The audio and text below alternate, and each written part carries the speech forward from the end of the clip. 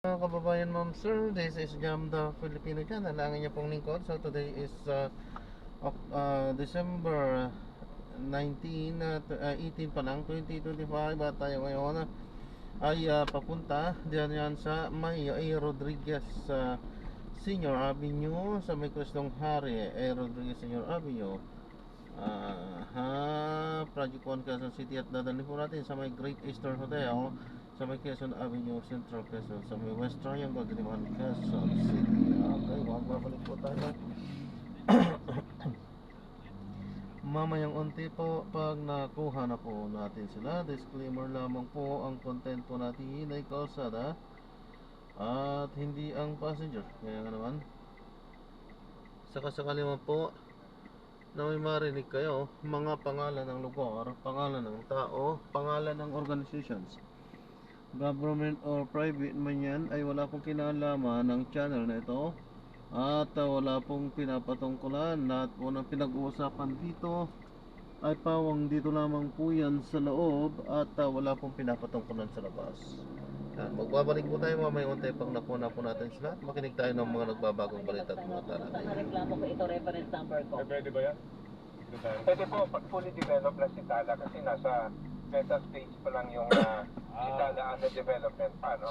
Kailan ba fully ma-develop si Tala? Ano ba ang timetable ninyo dyan? Joel, ang ating target po May next year during the Ease of Doing Business Month celebration. Yun, okay. Actually, ito, sinusubukan kong pumasok sa EGOV. Well, ang tagal ng one-time password, no? Sana Yung OTP. yung OTP, hindi pa dumarating po sa amin. Mabagal. Isang oras na po. Ah. Ano po Pero ang pa ba? Tala secretary, babae, lalaki? Babae po. Babae. Tala.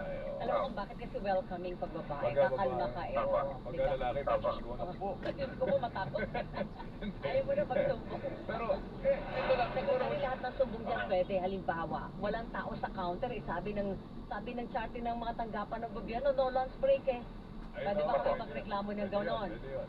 Pwede po. Mga kasusungit na empleyado, pwede namin isumbong doon. Yung mga nagmamanicure, kahit office hour, pwede namin isumbong doon. Pwede, Boyng. Oh, yung fixer po, hindi empleyado ng tanggapan ng gobyerno yun. Nag-ooperate sila sa labas, may kasabwat sa loob. Pwede namin ireklamo ang fixer sa Pwede, tanggapan. pwede. Dahil nasa batas po natin yan, bawal na bawal ang fixer. At mabigat pong penalty dyan. Kasi pag yung complaint involving a fixer, kahit first offense po yan, ang penalty is dismissal kagad. Yun, Kung may involved na empleyado ng gobyerno. Opo. Sige, Secretary, pag I'm sure mag-e-evolve pa itong issue Oo. ito. Siguro sa mga susunod na pagkakataon, makasama na namin ulit. But in the meantime, salamat sa Good oras luck. mo. Salamat, Joel. Salamat, Boyng. Anytime. Anytime. Ingat po kayo. Salamat Thank po. you. Secretary Ernesto Perez, Director General, Anti-Red Tape Authority, ARTA. May mga tanong kapuso. lang dito, si Bernard, si Tala ba may resibong bibigay? Yun po yung reference number na bibigay sa inyo ni Tala na pang follow up ninyo kung sakali. Yun mga kapuso. Baka may love kay Tala. Baka naman daw si Maganda raw yan. Tala lang ang ireklamo mo. Maganda raw ang boss. Tala. Talaga ba? Parang si Okay, Siri? okay, love. Parang Tony Aquino lang, di ba? Naman. Tambay lang mga kapuso, oras po natin, 8:31. Radyo na. Hindi pa. Labanan ng fake Dapat news. totoo.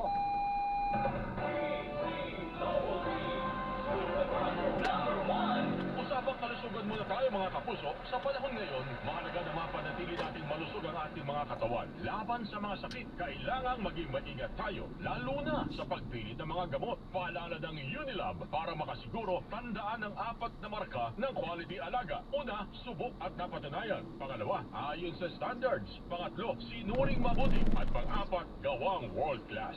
Di basta-basta ang paggawa ng gamot. Dapat ay produkto ito ng masusing pag-aaral at research ng mga scientists at eksperto. Pagdating sa gamot, buhay at kalusugan ang ating pinag-uusapan. Tandaan ang 4 na marka ng alaga mula sa Alagang Unilab. Quality alaga. If symptoms persist, consult your doctor. Good morning, my dear plants. Didiligan ko kayo para di kayo matuyuan. Kasi, sorry, di kita nakita. Didiligan ka tuloy. Good eyesight makes perfect moments for expert eye care, state-of-the-art facilities, affordable eyewear. Go to EO. EO, love your eyes. For expert eye care, come to EO Executive Optical with over 300 stores nationwide. EO Executive Optical, love your eyes. Bye, Buhag Haggard Hair. Hello, Cream Soap Vitamin Boost. Pinalaki with 30% more. Versus 10 ml Unilever sachet for all-day no buhag. It's a non-conditioning shampoo and with regular use for up to 24 hours. Mag-Cream Silk Vitamin Boost every day. Cream Silk. Use Cream Silk Vitamin Boost Conditioner every day. Matanda na ako, kaya handa na akong magpaalam sa mga mahal ko sa buhay. Bye, anak! Nanungunan kami ng mga apo ko. Let's go, Lola! Bye, mga mother! Unahan ko na kayo tumakbo! Enjoy ang buhay, maglakbay sa Aray with Skillet. Lamang sa visa para sa Aray, iyan pa sa heart at pulsa. 950 lang MRP. Not a source of the generic name Skillet. If symptoms persist, consult your doctor. Yung dilap yan. Ang lamig! Tika, yakapin kita. Sarap ng feeling. Everest Air Conditioner. Han, ano ever best place mo in the world? Siyempre, right here with you. Everest Air Conditioners. Clean, healthy air. Energy saving. Ever best from Everest. Everest Appliances. Health, wellness, energy saving. Everbest from Everest. Available in major appliance stores nationwide.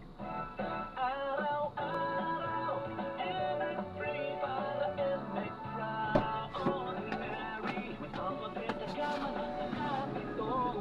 Original at natural na suplemento. With MX3, gusto ko PSC. With MX3, dito ako believe. May hipap. Broadcast journalist at news anchor. Sa MX3 Capsule, dito ko believe. Mahalagang paalala, ang MX3 capsule ay hindi gamot at hindi dapat gamitin pang gamot sa anumang training sa sakit. May 34. Mga balitang hindi nyo dapat maragpasin. Mga impormasyong bago at totoo.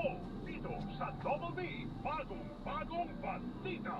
Sama sina Joel Reyes-Obel at Rowena Salvacion sa Double B, bagong balita. Araw po kayo ng Webes, ika-18 sa buwan ng Disyembre, taong 2025. Narito mga balitang hindi pa uhuli. Yung Maritinag, ako po ang inyong kapuso, Joel Reyes-Obel. Mga balitang siksik sa impormasyon, ako naman ang inyong kapuso Rowena Salvacion. Samahan niyo po kami dito sa Double B. Bagong balita.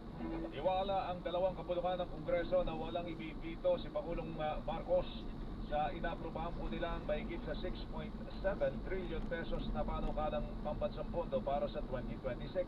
Ayon kay Senate Finance Committee Chair Sherwin Gatchalian, tiniyak ng Bicameral Conference Committee na walang buwang ang mga ghost at overpriced na proyekto sa pambansang pondo. Sinabi naman ni House Appropriations Committee Chairman Mikaela Swansing na nakipag-ugnay na po sila sa Department of Budget and Management kapag may ahensya na mabawasan o daragdagan ng pondo. Bagong balita. Sa susunod na taon na po ilalabas ng Bureau of Customs ang kanilang rekomendasyon tungkol sa mga smuggler ng mga produktong pang-agrikultura na dapat kasuhan dahil sa paglabag sa Anti-Agricultural Economic Sabotage Law. Sa panayam kanina sa programang Benamanong Balita, sinabi ni Bureau of Customs Commissioner Ariel Nepomuceno na palilipasin lamang nila ang Christmas break. Katuwang din nila ang National Bureau of Investigation sa pagtukoy sa mga dapat kasuhan. Bagong balita. Manunumpa ngayong araw ang mga bagong promote na general at flag officers ng Armed Forces of the Philippines. Pangunahan po ni Pangulong Bongbong Marcos ang seremonya sa Malacanang. Dadalo rin sa programa sina Executive Secretary Ralph Recto, Defense Secretary Gilberto Teodoro Jr. at AFP Chief of Staff Romeo Browner Jr. Bagong balita. Handa na po ang Parañaque Integrated Terminal Exchange o PITX sa inaasang pagdagsa ng mga pasahero na uuwi sa mga probinsya dahil naman sa holiday season.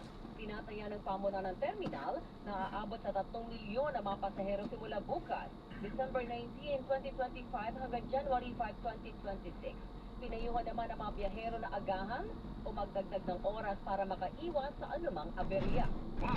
Bagong balita. Tumaas ang presyo ng buko na mabenta ngayon dahil sa mga Christmas party at mga family reunion. Sa Pasig Mega Market, umabot po sa 45 pesos hanggang 50 pesos ang presyo ng kada piraso ng buko. Wala naman tigta 3 piso nung araw, 3 piso naman. Daga. Ay, wala na ba? Tatlong piso? 3 piso. Wala sa dating 35 pesos hanggang 40 pesos. Umabot naman sa 250 pesos kada kilo ang presyo ng laman ng buko mula sa dating 200 pesos kada kilo. Bagong balita. Patuloy pang inaapula ang sunog sa Matsaka Compound, Doña Faustina 2, Barangay Culiat, yan po ay dito sa Tandansora, Quezon City. Nagsimula ang apoy kanina alas 5:30 ng umaga at umabot ito sa ikalawang alarma. Nahirapan ng mga bumbero na mapasok ang lugar dahil sa makipot na daan. Bagong balita. Mga report sa ating mga Super Radio reporters. Proteksyon para sa estudyanteng biktima umano ng pang-aabuso ng isang guro. Tiniyak po yan ng Department of Education o DepEd. Detalye Mark Makalala at Mark. Kinumpirma ng Department of Education na nakatanggap ng reklamo ang kanyang School Division Office sa Maynila sa pang-abuso ng isang guro sa estudyante. Sa pahayag ngayong araw, sabi ng DepEd na meron silang umiiraw na zero tolerance policy sa namang uri ng pang-abuso sa mga estudyante. Wala mo ng lugar sa paaralan ang pang-abuso at isa pang masasama dito ay papanagutin sa pamamagitan ng pagsasapa ng kasong administratibo at kriminal. Ay sa DepEd, inatasan nila ang kanyang Learners' Rights and Protection Division na gumawa ng aksyon at yakin ang proteksyon ng naturang mag-aaral kasama nito ang pagbibigay ng psychosocial support at close monitoring sa kalagayan nito. Pagtitiyak pa ng kagawaran, magiging mabilis at patas ang kanyang investigasyon sa insidente ng pang-abuso. Dapat ipinaresto ang makailan ng Manila Police District ang isang guro matapos na makasira umano ng kitis ang lalaking estudyante na kahuli sa kanya. Nabilibas na umano ang isang babaeng estudyante sa loob ng sikarap sa Tondo, Maynila. Ang inyong kapuso ay pakalala sa Mr. Emeya, Super Radio, DZWB, Totoo. Yung pong sunog sa Culiat, Quezon City, naapula na. Alamin natin ang balita mula kay Alan Gatusalan. Pasok! Naapula na ang sunog na naganap sa Matsaka Compound sa Doña Faustina Building 2, Barangay Culiat sa Quezon City. Ayon sa QCPFP, ganap na alas 7:41 ng umaga na tuloy ang may deklarang fire out ang sunog. Umakyat ang sunog ng hanggang ikalawang alarma na tumupok sa ilang kabahayan. Wala pang bilang kung ilan ang bahay ang Health protection. Krimen po talaga ito, no? Dalawa kasi, no? Yung incidente ni Story Sir Robert, no? Ako, mas nababahala ako dun sa yung tangka, no? Na pangmumulit doon sa isang estudyante na babae. At the same time, ito nga yung pagpapakain ng ipis. Ako, kumbaga, sa amin, pangalawang magulang kami ng aming mga estudyante. Tama naman. Nakakagalit, no? Naman ito. Kasi, ano to kumbaga, integridad, credibility, kailangan ng mga katuruan din yung sinasabi natin na dapat na. Doon sa panig ng bata, dalawa yung bata partner na involved, sinubukan na po ba ninyong kausapin, pati yung mga magulang po nila? Kumuha po kami ng contact po ngayon din sa PTA po nung eskwelahan para makausap din po yung mga batang sangkot po dito sa insidente po na ito. Pati yung mga magulang din po, no?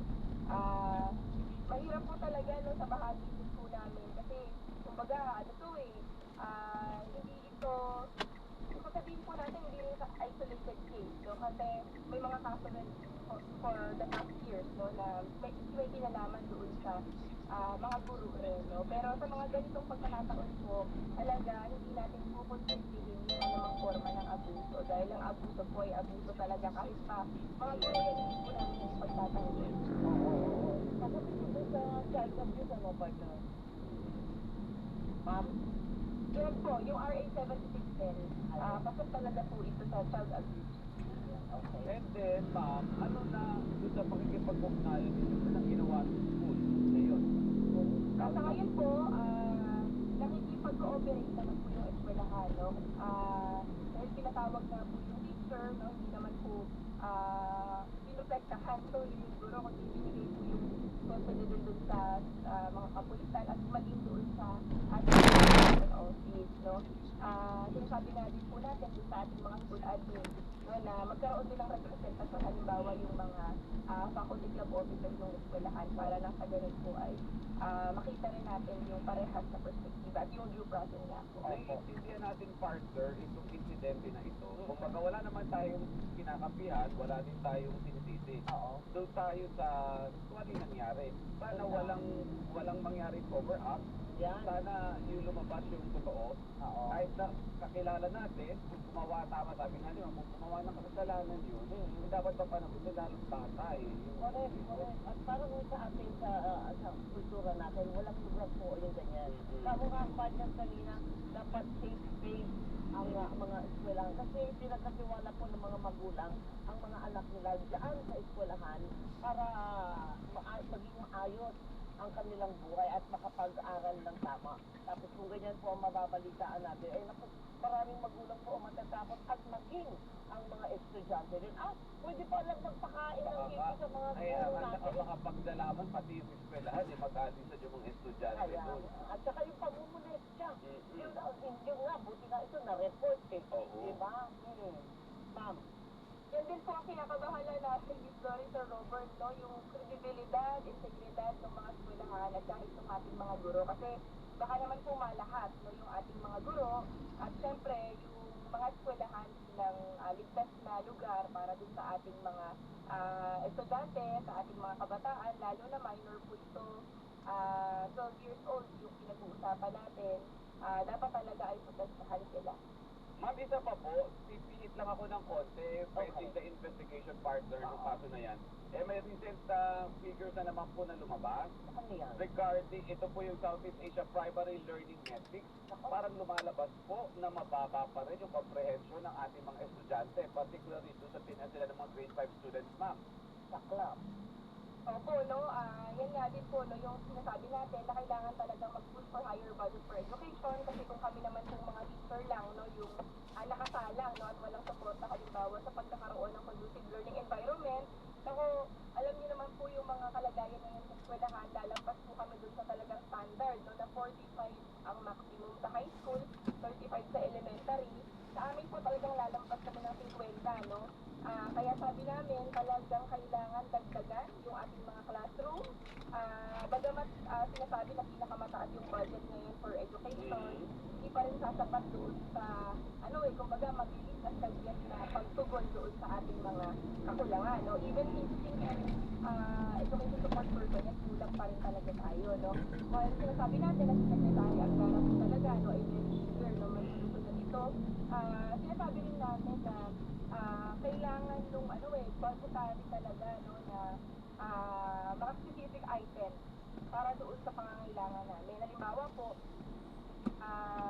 ngayon, pinagmamalaki po ng DepEd yung nadagdag na titles for our textbook, pero alam niyo po, nakakabahala yung ilang decades na hindi tayo nagkakaroon ng quality textbook, no? Kasi, ina-address natin yung reading, wala naman palang babasahin na quality textbook yung ating mga estudyante. Ang hirap po nun sa bahagi namin. Ibig sabihin, ang mga nababasa lang ng ating mga estudyante ay module, o kaya naman ay teaching guide. Ibig sabihin, kami pa po mismo ang nag-aabono yung mga kailangan sa eskwela, kahit yung mga leading materials ng ating mga estudyante. Kaya, importante rin yung tignan yung availability po talaga ng mga resources natin sa mga bata. Oo, talaga naman nakakabahala. Lahat na lang tayo ay nababahala. Kasi wala nang pumutok ang istorya nito. Pero last year pa yan. So ngayon ma'am, ano po ang kagyat na solusyon na nakikita ninyo? Kasi hindi na po pwede na mabahala lang tayo. Samantala, habang tayo nababahala, pababa naman ang pababa ang kalidad ng pagbabasa ng ating mga anak. Comprehension nila. Comprehension, oo. So sa amin po, tinatanggap namin yung recommendation, no, ng Education Commission 2 na sinasabi talaga kailangan ng sapat na bilang ng ating mga learning materials sa loob ng eskwela. 21 titles yung sinabi po, no, ni Deputy Secretary Angara, pero kailangan madagdagan pa yun, no, kasi sa ngayon yung binabasa ng mga bata natin, hindi na siya updated No, talagang matagal na siya, no, na napag-iwanan, no, while nababago yung curriculum, no.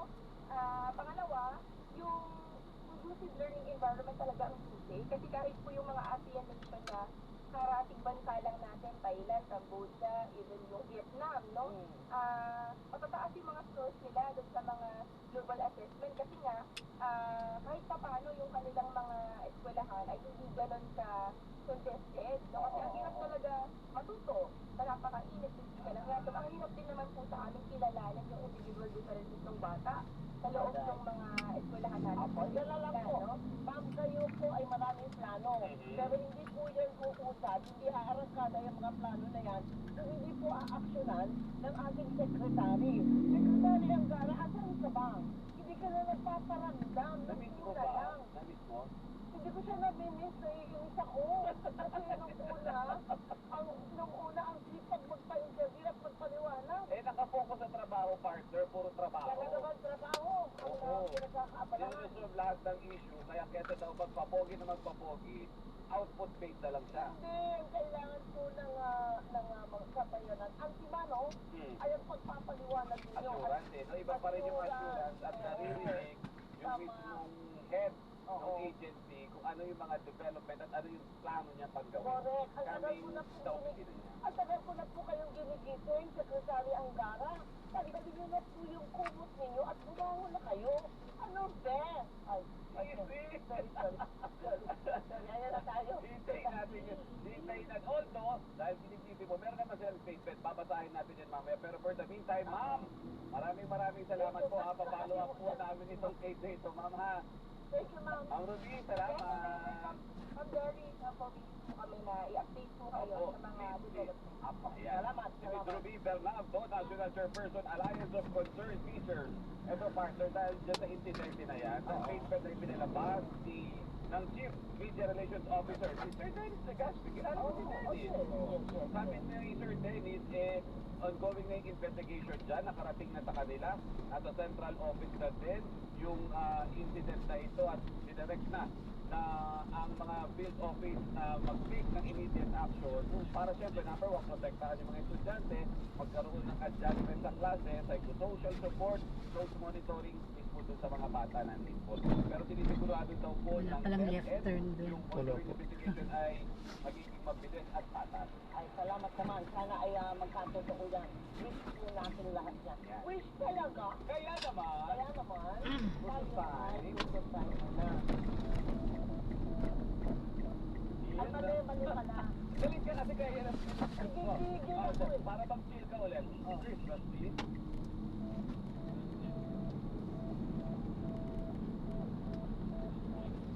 Yun sa susunod.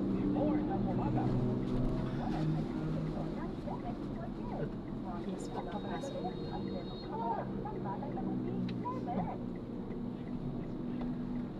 Mga kamote riders sa rin. Ano pa? Yung mga kamote. Sisigaw pa rin siya. Kamote. Maraming nagkalat na ganun talaga. Kung gusto niya, lahat diretso para hindi siya mabala. Salamat po. Sige po, ingat po. God bless po, ma'am. Good morning. And bottle.